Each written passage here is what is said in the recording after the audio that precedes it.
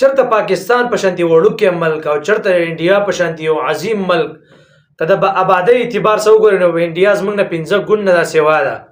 که د معیشت په اعتبار سره وګورې نو انډیا زموږ نه تقریبا په 100 چنده باندې د هغوی معیشت زموږ نه ښه دی. که د پوځي طاقت ته وګورې نو هغه په تقریبا 5م نمبر ملک دی، 4م نمبر، دومره قوي او سترانګ ملک دی.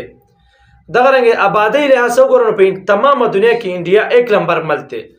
بیم الله رب العزت پاکستان له فتح ورکړه. بیم الله رب العزت پاکستان دغه رنګ دي مسلمانان له فتح ورکړه. ولې دا الله رب العزت خصوصي امداد دی.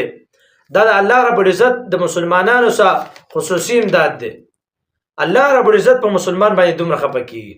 چرته یو وړوکی ملک او چرته دومره یو عظیم ملک بیم الله رب العزت مسلمان له فتح ورکړه. دا ولې دا الله رب العزت په قوانینو د پیغمبر علیه الصلاۃ والسلام په قانون چې عمل کې الله رب العزت په فتح درکوي. دا په دې کې زموږ لپاره یو لوی سبق دی. دیو په سحر کې حمله وکړه، په سنت طریقه باندې عمل وکړه. دغه رنګه هغوی په جومات باندې حمله وکړه، دوی راولګېده هغوی چې کوم د عبادت ځای و هغوی راوشته. نو دا چې تر قانون باندې عمل کې، قرآن په قانون باندې د پیغمبر راوړی شوي دین او د هغې قانون باندې عمل کې، قسم دی الله رب العزت تر هر ځای کې فتح درکوي. هر ځای کې به الله رب العزت عزت درکوي. دیو جنا د مخ د ځمکې نه به دا هر څه ختم شي. دغه رنګې د ملکونه امریکا، روس، انډیا دا ټول به ختم شي.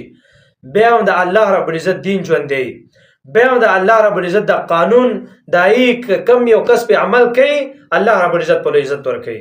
کو عمل پې نه کوي، الله رب العزت په نیس او نابود کې الله رب العزت په د ځمکې تل ته ورسوي.